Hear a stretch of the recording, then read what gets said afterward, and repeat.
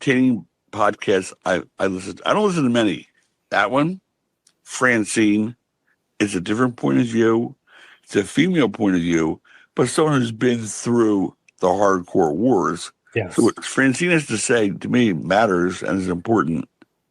And there are two guys up in New York, Monte and the Pharaoh. Mm-hmm. I find them hugely entertaining. I find them fun to listen to. But those three are the only three podcasts really other than, the PW Insider stuff that I listen to at all.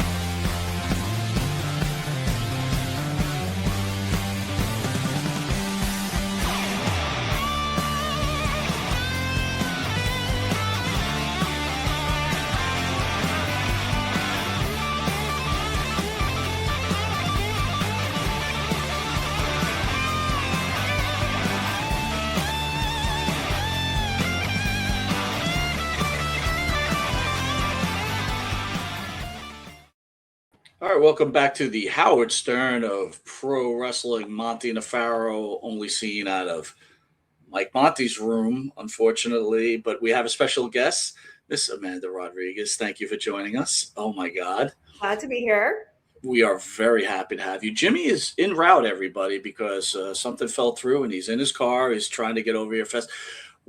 Jimmy and I, for most of our show tenure, always shot out of an actual television studio, and then the guy didn't pay his rent, and then we went to another studio, and they really didn't know what they were doing. So we said, all right, Jimmy actually lived in Florida, and you'll meet Jimmy, Amanda, but he lived in Florida, so we decided, hey, I'll just do it from here and there, and then we'll figure out the whole studio thing. And then he moved back to New York, and we keep on saying, okay, let's get back in studio, but we just can't get our schedules together. Anyway, everything's doing well on this. But anyway, so if anyone doesn't know, Amanda was on Shelly Martinez has Vampire Radio on our channel.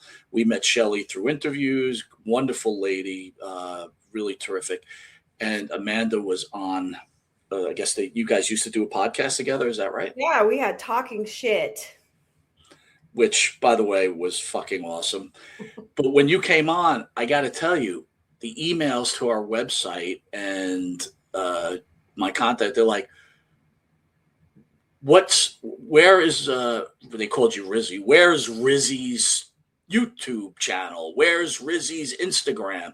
And I'm like, shit, I got to have this girl on, because I got to tell you, we watched you and I was like, for lack of a better term, fuck, man, you guys rocked the house. That was some crazy shit you guys are talking about. I love to talk shit, man. So we were talking before on air, which I love. You're back. You're in New York now, which I was chastising you for a little bit, because there's no reason for a woman like yourself to return to New York. We need sun and fun, but you broke it down to me, and you kind of sold me on New York. I don't feel so bad about being here, at least at this moment right now. So I feel like New York is having the whole world outside your door. What about the people, though? The people, okay, so I've only been here since November, so I haven't been out and socializing yet. I haven't gotten like a job or anything, so I haven't been out and about as I wanted to yet. But I literally came here for the people. I mean, when I was living in Florida, when I was living in California, when I would go ahead and wrestle in Texas and in Chicago and all that, people thought that I was from New York. And I don't know if it was like my confidence or my ability to talk to people. All I knew that eventually I was like, I think I need to go be with my community. And so I came here, and so far I do feel that way. I'm like, maybe this is where I belong, because my soul is just like the people that were born and bred here, which I know that the locals, they have almost like a disdain for transplants, but don't get me wrong, like I'm a child of immigrants. I'm really good at assimilating. Wow.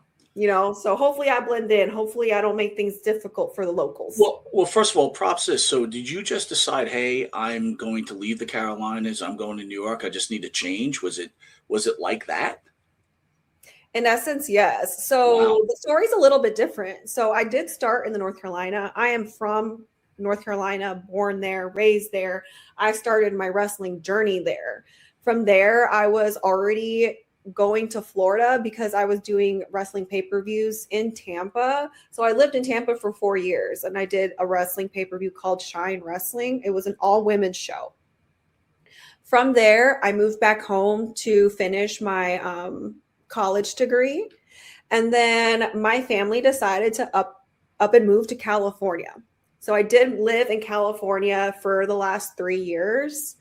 I actually decided to be a caretaker for my father. He had Parkinson's, and it is past tense because he did pass away last year, which is a good thing because he was suffering. And now that that has happened, my shift was over and I have decided to go to New York and do a new chapter. I came here for the wrestling scene, and I have decided to set my sights on finishing my bachelor's. I have an associate's degree, finish my bachelor's and go to grad school and see how to further my career in wrestling as well. First of all, kudos and again, prayers to your father. I want to go back to your dad a little bit. So Sure. my father's 84 right now, and he's getting older. He's actually in a rehab right now. He's been in and out of the hospital. But let me ask you this: what kind of stress was that being a caretaker? It's going to be an odd question, but I think it's a real question. Sure. You're a child. Your parents take care of you. That's what they're supposed to do. Now you're going to live your life, but then you find yourself living your life taking care of your elderly parents. What kind of stress did you feel, or did you feel any stress? And can you explain your feelings during that time? Oh, I have a lot to say about that because, first of all, I loved taking care of my dad. But what was difficult being a caretaker. Now, I will say Parkinson's, there is a level of dementia that comes in towards the end. So mobility issues, so a lot of, bodily fluids that need to be cleaned up. But what happens is like I love cleaning up after I die. He took care of me when I first came into the world and needed help with my body, and I was so glad to help with my dad. But I felt like I was losing my identity because I had to stop wrestling. Um, Seeing friends was difficult, or visits were very short because I had to go home and make sure that my dad was okay. I would say that was the hardest part. Also, seeing slowly deteriorate, I think that really broke my heart, because he used to take me to the park to like fly kites and all that. And because of the Parkinson's deterioration, he couldn't even, stand up straight. Parkinson's makes you Right. kind of, he was always down like that. If anything, with dementia type um, progressions, and the Parkinson's is unique because it is also a mobilization type of progression disease. If anything, it's just a very slow goodbye. But other than the stress of seeing if your dad was going to get stuck, I mean, at least I was very good of having bells and whistles around the house, Mm, for my dad to call should mm. he get stuck between the bed or between the store or whatever. So at least it wasn't so scary at that time. Honestly, I think the scariest part was hospice. That Do was you do you think so? I always thought, again, when you're young, you're just stupid, right? I always thought like, you know, going out with dementia is probably the best way to go, and it's slow. But recently my mother-in-law passed away from dementia, and all the years that she spent, losing her mind, I felt like it stole something from everybody else because that's the person you remember, right? Because it goes on for so long. What were your thoughts about that? So Parkinson's comes with Lewy body. Lewy body is scary. Mm. I think regular dementia is better.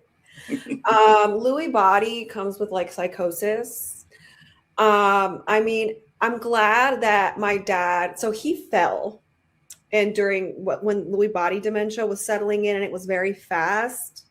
I had a lot of trauma for that because I almost thought he could still continued on, but I'm almost glad that he left because he was very like strong-willed, and I bet he couldn't. I mean, this is what Robin Williams killed himself over. Right. Yeah. Because it's a psychosis dementia. And I mean, he thought that there was somebody in the house and he didn't understand that it was a very weird dementia to watch. Because it's different than what you see on YouTube, I guess, if you looked up dementia, right? Yeah. Mm-hmm. And I felt very bad.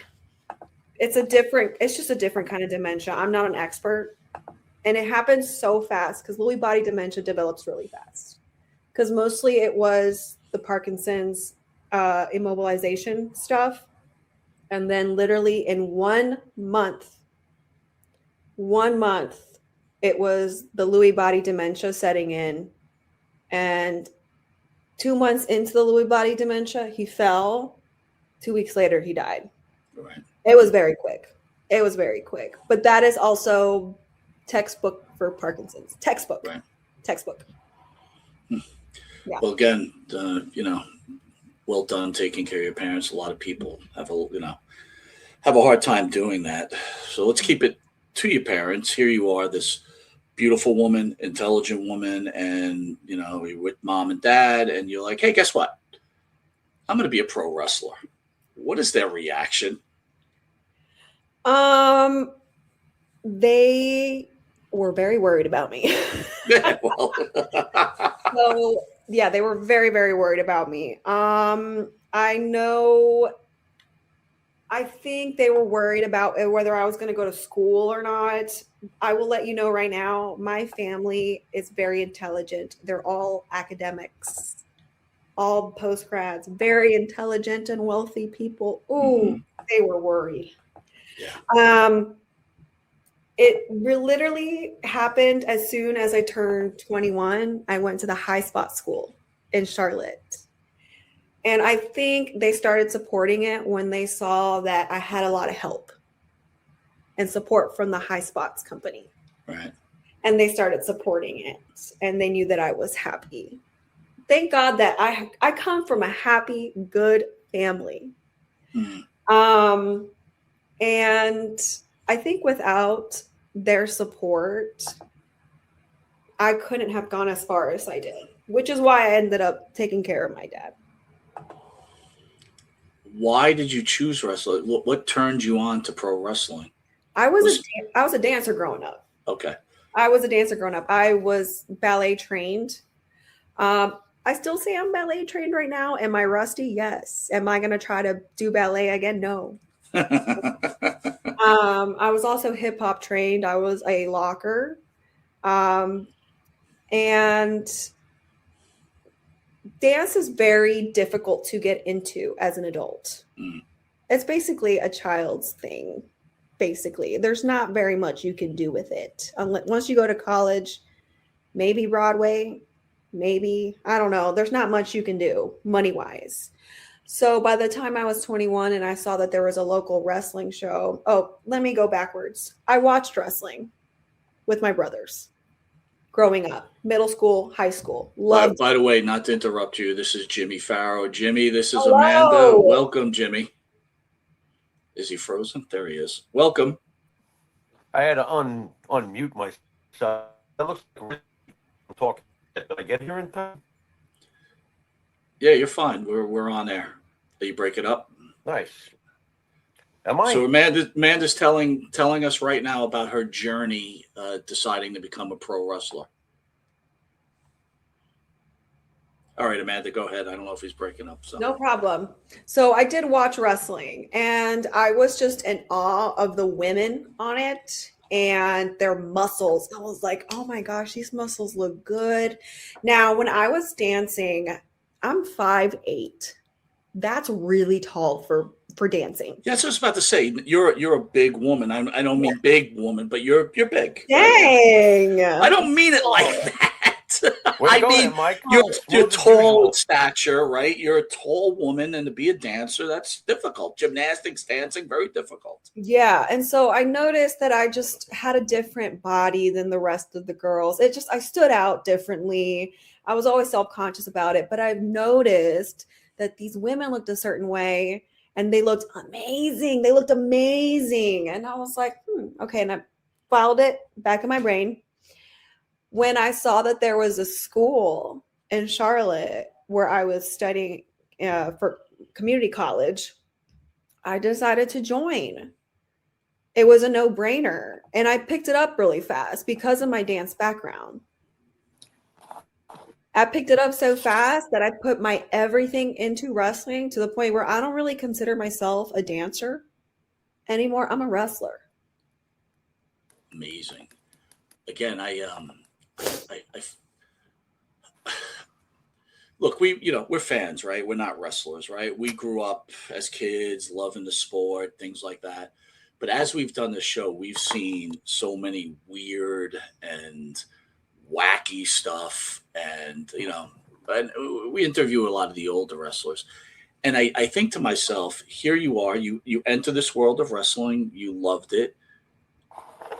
Do you still love it, knowing what you know now? Absolutely. Absolutely. In 2022, I ran WrestleDex, Wrestle Diva Extraordinaire. It was my all-women show. Now, running a show is so expensive, and I just moved to New York, so I'm still trying to get my bearings and settling in, but I would love to continue running WrestleDex. Wow. What made you decide to start promoting? I've been in women's wrestling for a long time, which I think is a bit separate from just wrestling. It's like its own thing. And I've seen things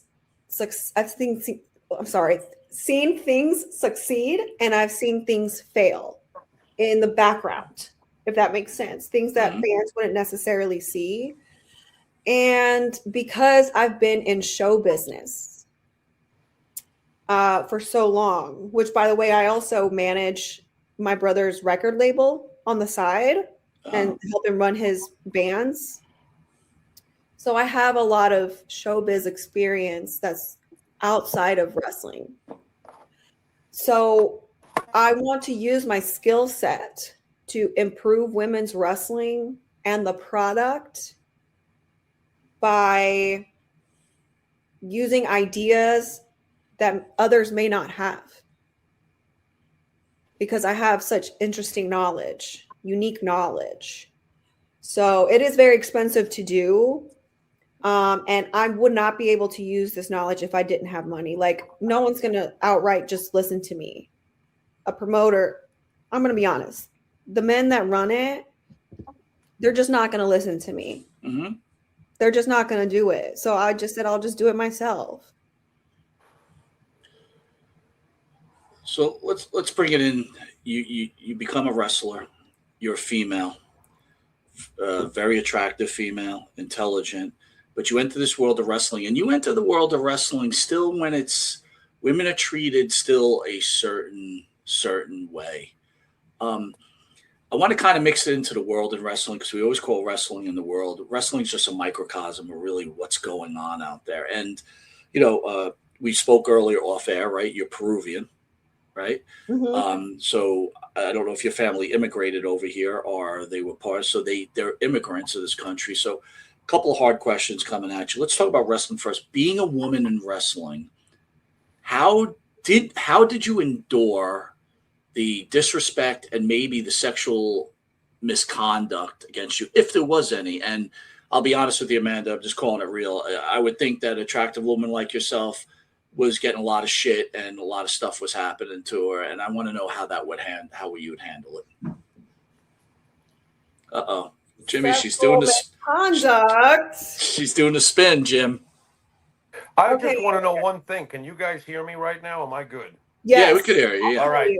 that's good. Number one, what I originally said was, is that Rizzy from Talking Shit? Am I seeing things? But apparently I'm Yes. not. Okay, that's good. Number two, I was listening while I was scrambling over here. Anybody who comes to New York and makes it their own choice, kudos. That takes major cojones. All right, New York You is from not a here too? place. New York is not a. I'm back in New York. I was in Florida myself. You and I have some like weird parallels. I was in Florida recently. I said, that's enough of this shit. I got to go back where I'm in my natural state. I hope the people of New York don't disappoint you. We are rude motherfuckers. I'm just letting you I know. think I am too. Okay, good. Then you'll fit right in. You'll fit right in. I think I scare people. That's why I moved here.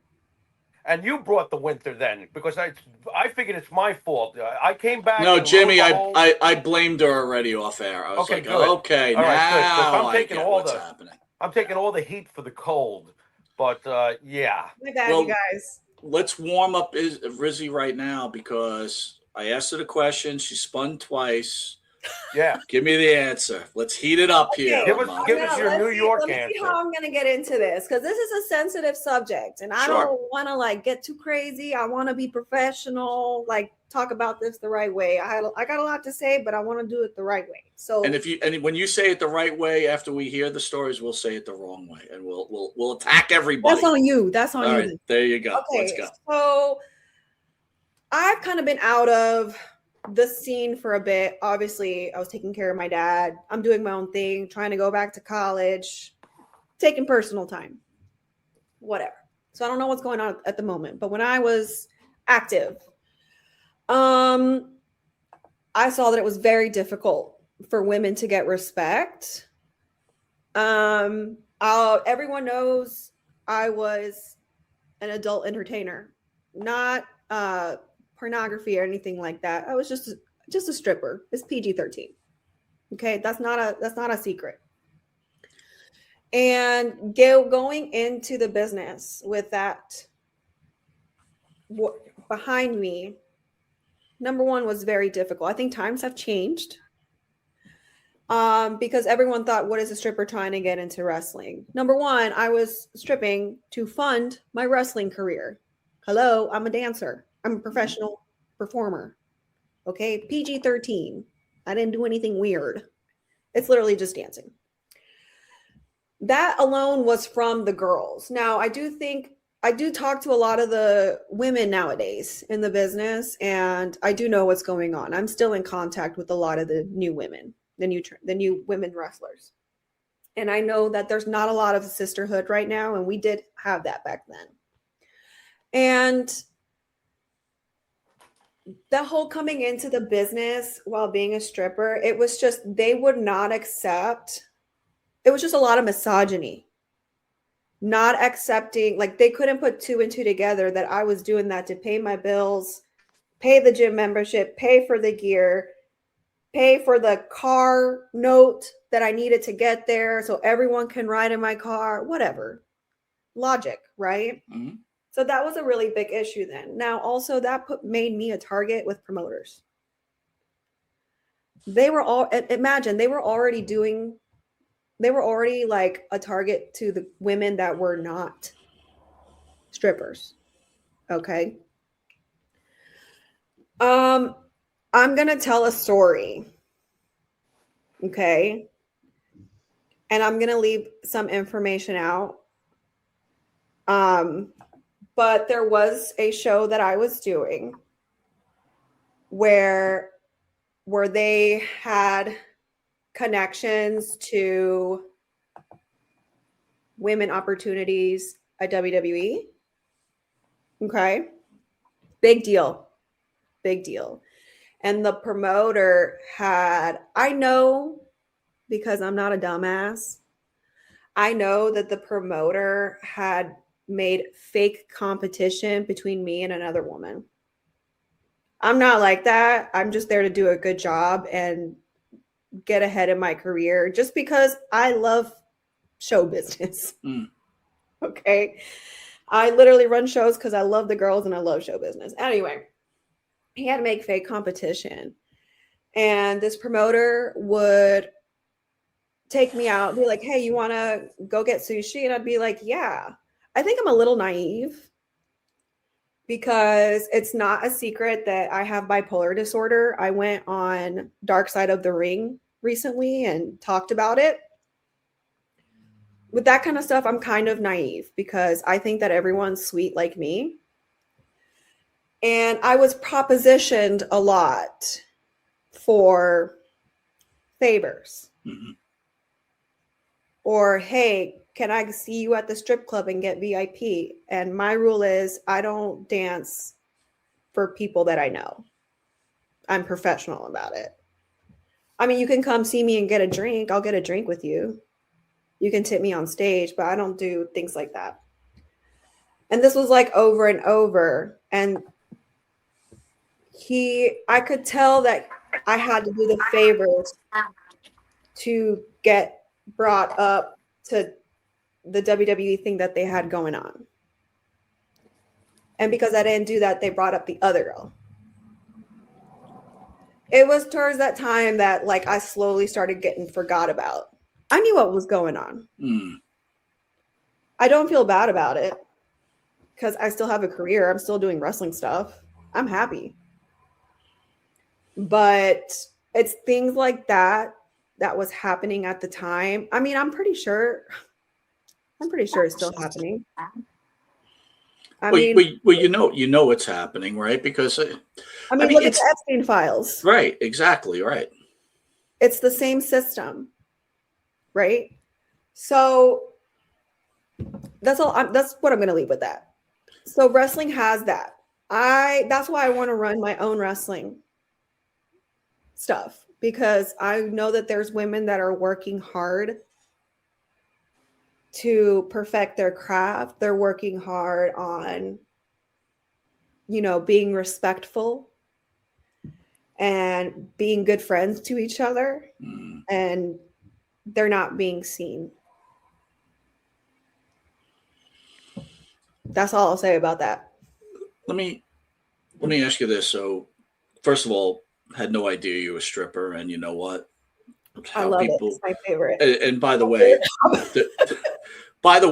again, lots of money in stripping. You can make a lot of money in stripping. So good for you.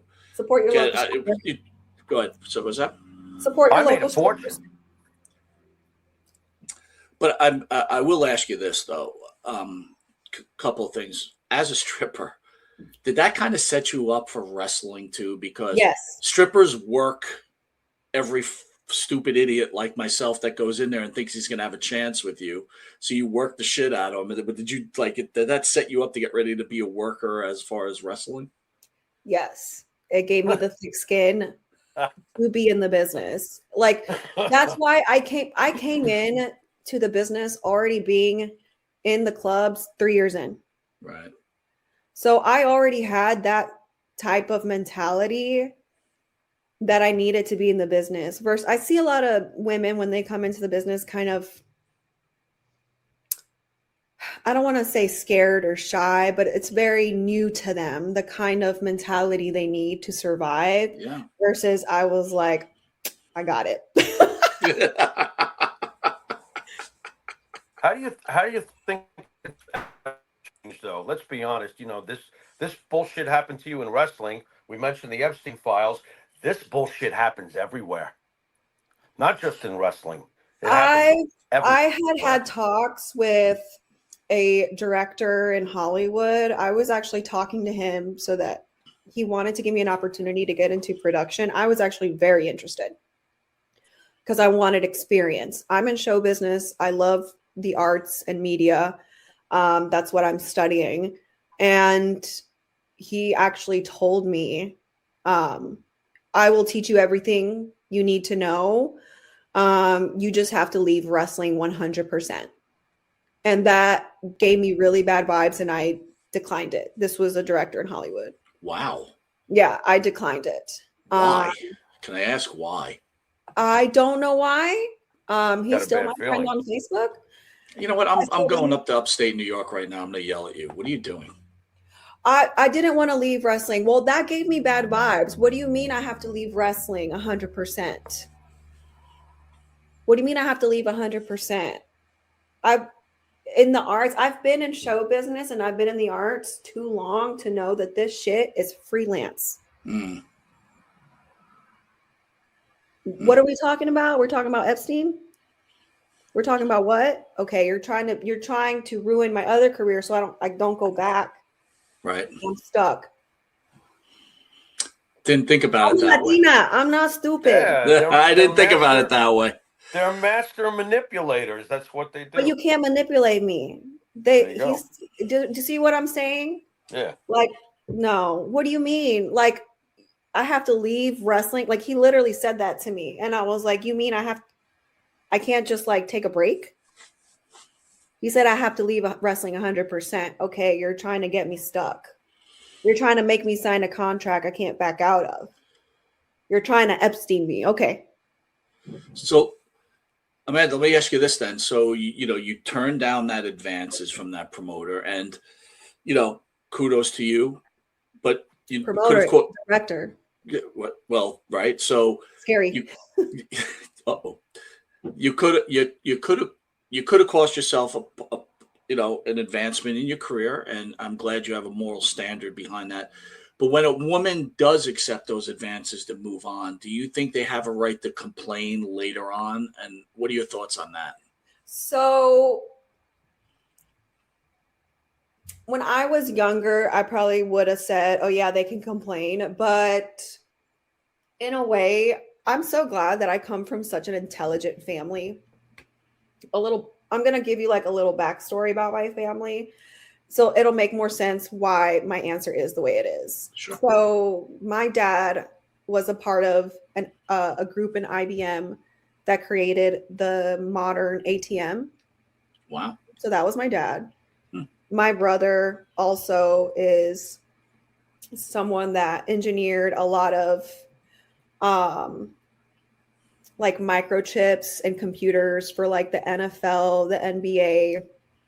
He created Redbox, like the computer for Redbox. Wow. It's a big list. Like my family is very, very, but they're not famous. Do you know what I'm saying? And my other siblings, my sister and my brother, they are very high in the corporate ladder. My brother's a C-suite executive. Okay. So I've learned that there's always another way to be happy. Get your education. Like I've always been a public figure or the performer or behind the camera or doing something. But at the end of the day, if you're complaining about not doing that, is it because you're not getting attention? My family, they're doing very good, but they don't have the attention.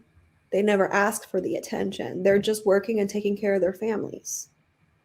And we're very happy. So that's how I see it. If my career ends right here when you turn off this camera and I never wrestle again, I'm going to be happy. So you're not addicted to the love. Look, my God, when you wrestle and all these fans are just enamored by you and for lack of a better term, men are fawning over you and women are fawning over you, I'm assuming too. How do you not feel like you're a god in some points? And how do you turn that off? I thought that I wanted that when I was younger, but as time went on, I realized that my platform, my stage was just the foundation for me to do good work. That's all it is. I really enjoyed going on Dark Side of the Ring and talking about my best friend Daphne and to be able to put bipolar disorder on people's TV screens so we can talk about it, talk about suicide. I want to talk about women's problems. I want to talk about anything. I want to talk about Latino problems. I want to talk about whatever, anything that makes people's lives better. At the end of the day, through the journey of my life, I realized that what I craved, side note, I have to go have to like asterisk this. My favorite artist is Michael Jackson. Okay. What did he do? What did he do? He was a big humanitarian, right? Mm-hmm. At the end of the day, I don't think he really liked performing. I know everything about that guy. I have a Michael Jackson tattoo. He did not like his joke that the Michael Jackson community is that he says that he hates to tour. And that off screen, everyone's like, oh, can you be more positive? And then when the camera comes back on, he goes, I love to tour. It's a joke because he's funny, right?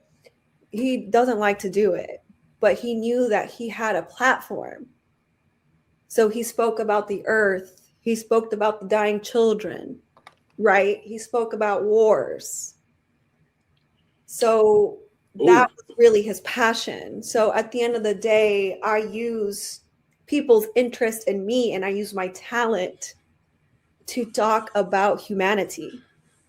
All right, so Jimmy, I got to challenge you then, Amanda, on this, right? Because I'm a believer in this, right? So you're an experienced professional wrestler. You have these tons of fans. You've got young kids looking up to you, right? You're an influencer in some cases, and I would say even in a lot of cases, the more famous you are, you may even have more influence over a child than their own parents. Would you agree on that?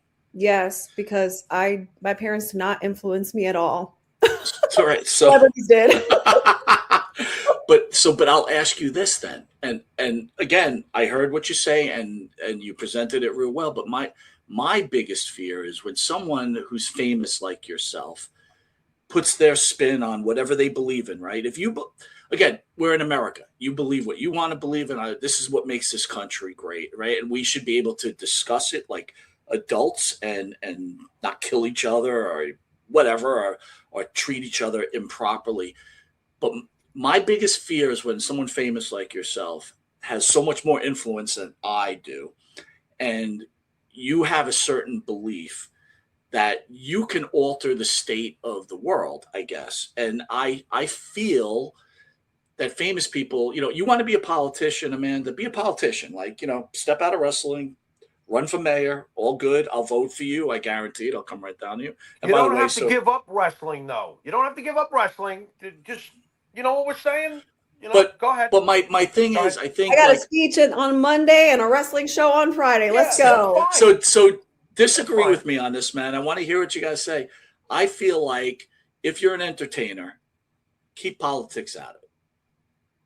Be nice. Politics out of it. I'll disagree because I think politics is a part of everything. That's it. Unfortunately, Mike, I'll take the everybody pays bills. I'll take the Elvis Presley route. I mean, Elvis Presley, there was, if anybody was as big, at least, as Michael Jackson, I can confidently say it was Elvis Presley in his time and day.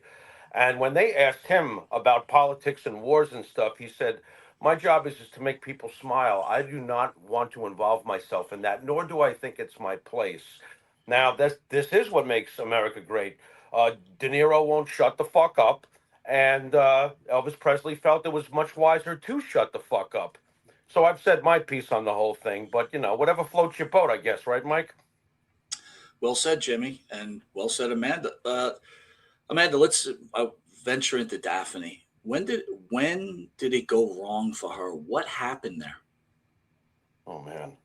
With Daphne, honestly, it's just... I mean, was this a case? I'm sorry to interrupt. Was this a case? Of 20%. Say that again. I'm sorry. Bipolar disorder has a fatality of 20%. That's not good. That's not good. No, it's not. I've dealt with that myself. That's not good.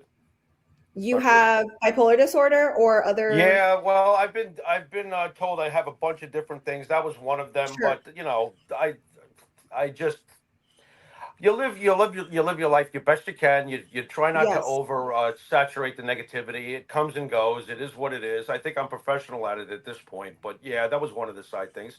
I digress. Well, I'm fat, so does that count? Like that, I would rather have bipolar, Mike. Like I agree. It's better to be bipolar than be fat. I'm just, we're just joking around, by the way, Rizzy. We're talking shit. Excuse us, but So go ahead with Daphne, right? Was it the bipolar part, or was it she couldn't handle like leaving the spotlight like that? Because from that dark side of the ring that you were on, she seemed like she was a bit mistreated towards the end there. She was mistreated, and I saw it firsthand. I think it could be a combination because with bipolar disorder, there's also like triggers that can happen, right? That's why I live with bipolar. I am on medication that works very well, which I'm happy about, but it only You're makes it lucky. easier to live with. You're lucky. How did your body take to the medication? Mine did not agree. It doesn't work for me at all. Okay. I love to talk about this actually. Maybe I can help you. I actually wish there's a New York program here called it's like peer mental illness peer or something. I actually want to sign up for it because I have so much experience with this. Okay, let me help you. So, well, can I stop you just for a second right off the bat? I don't feel like I have an illness. I feel like I have something I inherited and I deal with it. So I don't want to start with like, oh, God help me, I'm on a crutch, because I'm not. But I have, that's just my take on it. I digress. Go ahead. So number one, you're going to feel really weird when you take any of the medications they give you. Like that's why nobody takes it. I know, like I've been on medication since I was 17 years old. It took me till I was about 25 years old to kind of realize I got to stick with it. And it's going to realize that bipolar disorder is a chronic illness. It is a disability. Disability is not a bad word. It's okay to be that. I mean, look how hot disability looks on me. Okay. That's true. Well, you got to give you that, right? It's okay. Yeah, it's okay. So this is for anyone who's watching with mental illness. Okay. So when you take your medication, the side effects will subside. Obviously, talk to your psychiatrist. I'm not here to diagnose. I'm not a professional, but as a peer with bipolar disorder that has taken a lot of medications, give it 12 weeks. You know what I do? I smoke hella weed. I smoke hella weed Are we related, me and her? What's going on here? You might be, man. I don't know. I'm going to be honest. I had to get put on Zoloft here recently for OCD. Okay. And it was very, very strong on me. And I couldn't get through the symptoms, like the side effects. Okay. So I smoked hella weed. Okay. Obviously, if it's not good for you, if it doesn't work for you, don't do it. This is just me. Okay. I'm not prescribing anything. But I smoked hella weed and I made sure I got good sleep. Okay. At about the 4-week mark, I adjusted and I was doing okay on it. And I was doing pretty well. So do you think for you, it's like you can't get used to the side effects? Perhaps the drugs have changed too. Don't.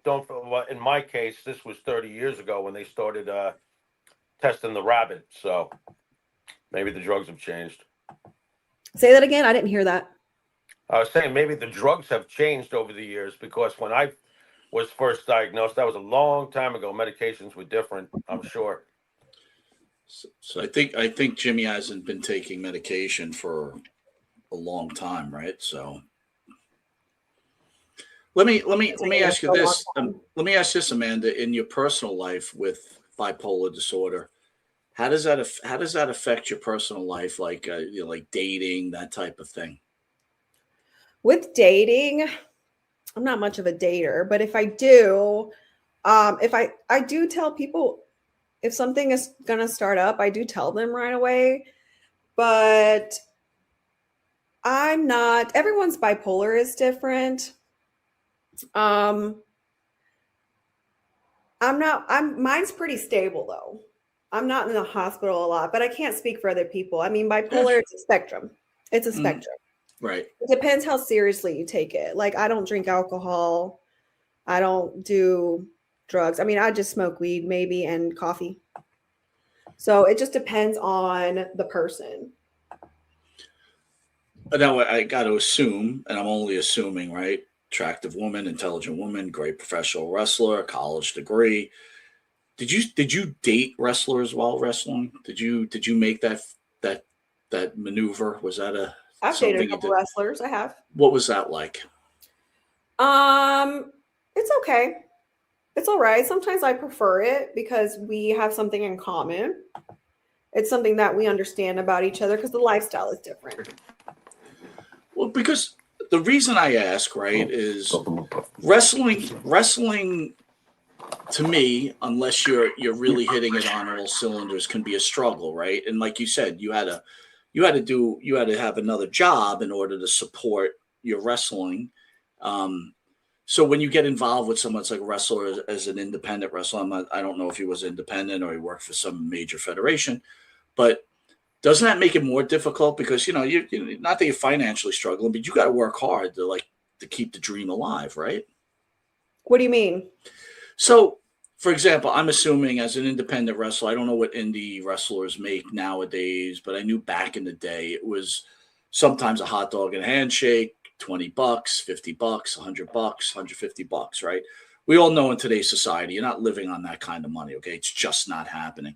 And when you live in California, it certainly isn't happening. And living in New York, it's not going to happen. So earlier in the show, you discussed that you had another job as a stripper to support that wrestling, right? To make sure that dream, and we all know that stripping is a very lucrative deal, right? It's right, and it's a God knows if I looked halfway decent, I'd be a stripper. But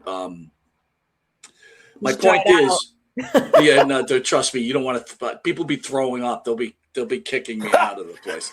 So, but could you imagine me on a pole, Jimmy? It would be pretty effing disgusting. It better be a pretty sturdy pole, Ralph. But my point to you, right, is that when you date a male indie wrestler, now there's two of you kind of struggling together. How is that? Like, I would assume someone like yourself would, I don't date people that struggle. That's it? That's it. So they got to have something else going on? Yep. Really? Yep. That's cool. That's good.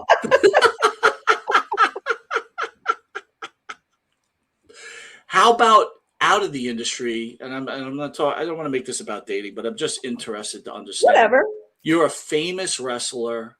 Again, you going out with a regular guy. Does the guy get jealous because here you are going to these events and you're dressed a certain way? I wouldn't date anybody like that.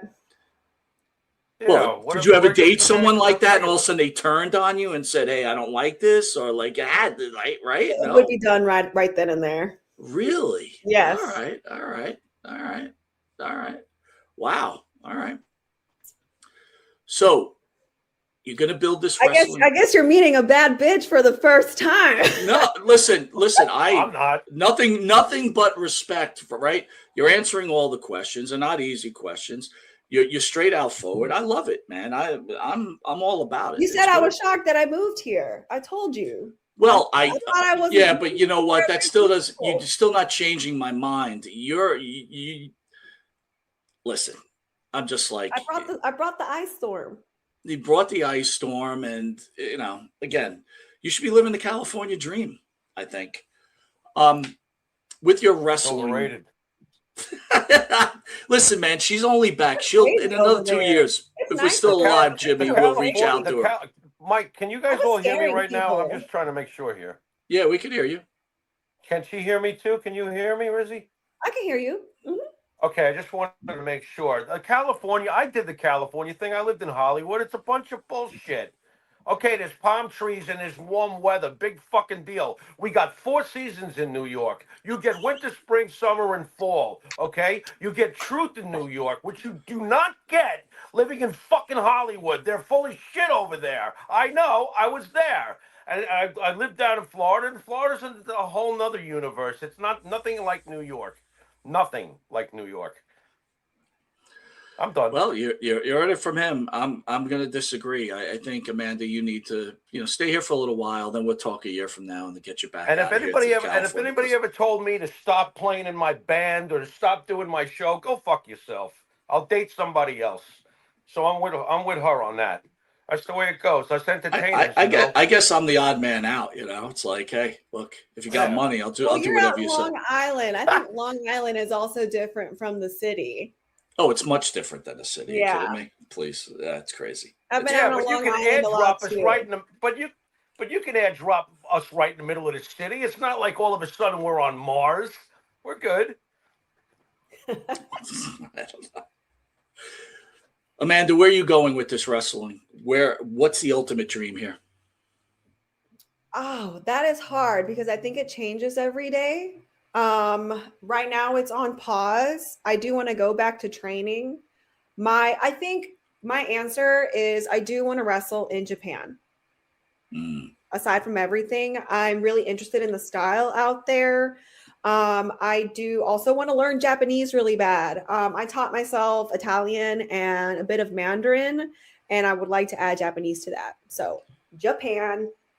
Mike, she's turning Japanese like the Vapor song. Dude, she's like a higher intelligence form of human being. It's hard for me she's to. also a badass though. That's That's what I'm saying. She wrestles. She's got a degree. She speaks different languages. Yeah, she follows what God gave her. She follows her God-given abilities. That's why she does what she does. And if you tell her to stop doing what she's doing, you're probably going to get the bird. I appreciate that. You get it. I appreciate it. I do get it. I do get it. I don't know where to go with that. You know what I mean? Yeah, okay. Hey, Mike, I'm bipolar. How are you? Well, I'm fat. How are you? All right. But you got those guns, though, dude. You moved my car last week when I was parked in the wrong spot. Remember that? You picked it up. I'm like, what the hell is this guy doing? Dude. You're out of control. Can't take him anywhere. So, Amanda, hey, Mike, you got it on pause right now. Go ahead. Mike, can I answer quickly? I got to ask something, though. But with the success level that the women are enjoying today, is it really the fact that is all about getting ahead? Hold on, you're breaking up. The women over. The men have been screwing the men over. Not to say forget the ladies, because the men obviously screw the ladies over. Jimmy, you broke. Jimmy, over since the dawn of time. You broke up. You got to ask that question again. Oh, what I'm trying to say is that the men have been screwing the men over since the dawn of time in the wrestling business. Let alone my cat. Hi, everybody. Or the women. That's Bruce.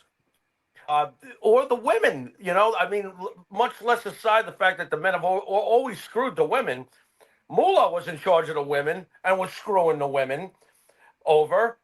Is anything ever really going to change? Because the women are they've never been more successful than currently. But it doesn't, at the end of the day, someone is always trying to get ahead of somebody else. How do you fix that anyway? Any thoughts on that? I am not understanding that well. I don't know why. Can you say that one more time? The politics of the business. Everybody is always trying to get ahead of each other. Oh my God. So how is that ever going to change? I don't know if it's going to. In a way, it's good and it's bad. It's a good thing and it's a bad thing. Because I feel like the way it's a good thing is that it teaches people how to have respect and how to care for each other. It breeds loyalty, but in a way, it also teaches people how to use it to screw each other over, right? But in a way, it protects the business. Dan, that's a tough one. You got me there. It's Pandora's box because the internet has allowed us to see everything that we do wrong now that used to be behind closed doors before the internet. Now we all know what a fucking mess we are. But how do you fix it? We weren't able to fix it when it was quietly behind closed doors. Now everybody knows. Yeah, but Jimmy, I think Amanda's saying that maybe it shouldn't be fixed because it keeps everybody on the straight and narrow, right? Yeah. In a way it does, if used correctly, if the right people are in the right positions of power. Of course. And what I'm saying is I don't think it's called politics. Yeah, you have to politics, when you talk about politics, this is what I've had to answer this before to other people, and this is how I kind of described it to others. Government politics, when people's like, oh, you like politics or you don't like politics, it's called politics not because it's government, it's because they play politics. Right? Mm. Yeah. Like Mondami out here, he's not playing, he's new, he's not playing politics. He's not playing the game right. So everyone's in the city's mad at him, right? So that's why it's called politics. It's not because the government is politics. It's called politics because they played politics. That's why wrestling has politics. Does that make sense? Yeah, it does. So there is a game essentially that is played with all businesses, because I've worked at Hooters too and it exists there too, you know? Now, I'll be honest, when I've had normal jobs, I hate playing politics in those normal jobs because I'm like, how am I playing politics for a $17 an hour job? Right. Bingo. So sometimes it's warranted, sometimes it's not. It's kind of, that's a loaded question that I think will have to be for another radio show. Here's a question for you then. Is it time for the old school wrestler to just go and let the new group come in with the old wrestling mentality? You know, you grew up, you liked wrestling, but you're in a new generation, right? And I consider myself the last of the old school. Yeah. I'm the last of the old school. Yeah. I think the new school needs to listen to the old school and then build on top of that. Yep. Old school has some things that don't work, but it is the foundation. It is the foundation. I talk to a lot of the new school wrestlers, and I know that they don't know what's going on, because when I have given them advice, it's so new to them. And then when I explain it, they're like, oh yeah, that makes sense. And I'm like, you don't have a sister you can talk to about this, a veteran sister you can talk to? I'm like, girl, you need to call me more, because you're not going to have someone to tell you how to do things all the time to make sure the show is best. New school people cannot do things, or people just coming in cannot do things on their own. Old school is the foundation. I welcome new school, but build on top of the foundation of old school. It's a really smart answer. All right. I got to ask you this now because I'm what you itching there for? I'm just, okay. You ready? Yes. Hulk Hogan passed away last year, right? Mm-hmm. Probably the guy that changed the industry along with Vincent Kennedy McMahon. We know all the issues both of these gentlemen have had or been accused of, or whatever else you want to call. As a last of old school wrestler, but also part of this new generation, and a woman, and everything together, do you feel that Hulk Hogan should have been treated the way he was on the way out, considering what he unfortunately said at that time? And do you think that Vince McMahon also, considering what he's been accused of, not found guilty of, also should be knocked out of the business and erased from history, both of them? That is loaded, my friend. I know. It is a tough one. I have the feeling you're not going to like my answer. No, listen, you know what I like? I like when people answer honestly, and I love everybody's opinion. You know, that's what again, going back to this, what makes this country great. We can have two different opinions and still respect what each other thinks, right? I agree. And I have friends from everywhere. And from what I understand with Hulk Hogan, he hurt a lot of people. A lot of people that spend a lot of money in the business. A lot of people that helped me in the business. I think we do have a responsibility for our brothers and sisters in this country and in the world. I'm an international person. I don't know if you know what that means. Like, to me, because I'm an immigrant, or my families are immigrants, but I also speak a lot of languages and traveled a lot since I was a child. I don't believe in borders, not in an immigration type of way. I love to learn languages because it means I can make more friends. And we literally need to do better in general. This is not even just about Hulk Hogan. So holding people accountable to how we treat each other is imperative if we're ever going to make a world a better place. And what do you mean about Vince McMahon? So Vince McMahon's been accused of the whole Janelle Grant thing. There's been accusations of rape throughout the entire wrestling industry from the 80s. You had the Ring Boy scandal. But again, a guy who built this business for wrestlers. And again, I want to say something before you answer this, Amanda. Your answer to that is exactly what we all need, right? We need more morals in this country. We have to care for each other more. I mean, that's every day we see that. I don't know if you're religious or not, but me and Jimmy talk about it a lot. This country has lost its religion. And, you know, human life or human caring, whether you believe in immigration or not, you still have to believe in the morality of people, you know, the unfortunate things that have happened with ICE, right? Whether you agree on the situation or not, I think we all agree on the fact that someone lost their life over it, and hopefully that should have been handled better.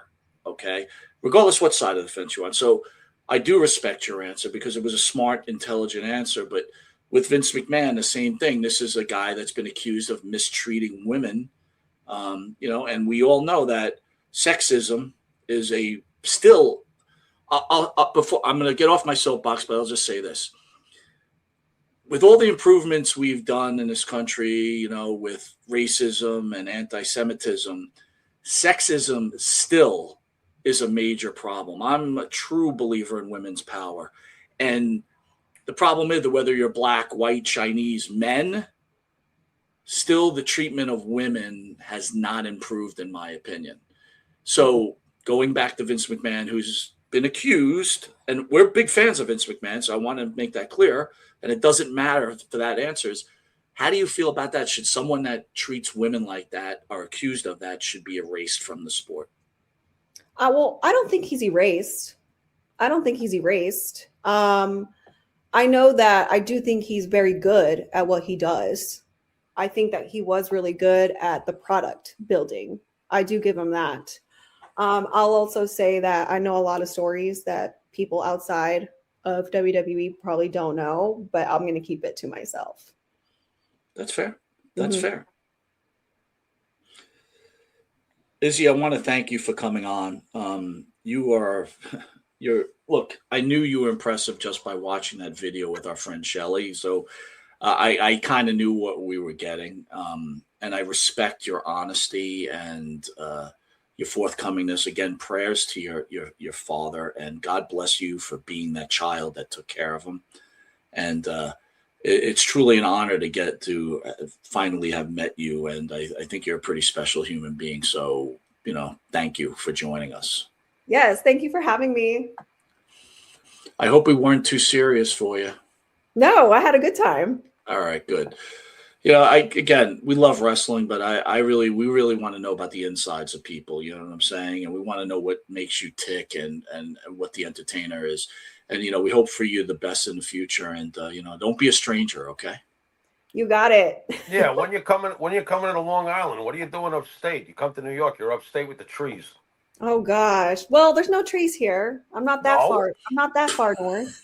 Where are you? I'm in the city, but I don't have to park in the street. Trees and bears and deer and Jimmy, she doesn't want anyone to know where she's at. Trust me. That's true too. Could you imagine the kind of stuff she gets on social media every day? Oh no. You mean like Richard picks? Yeah, speaking of sexism.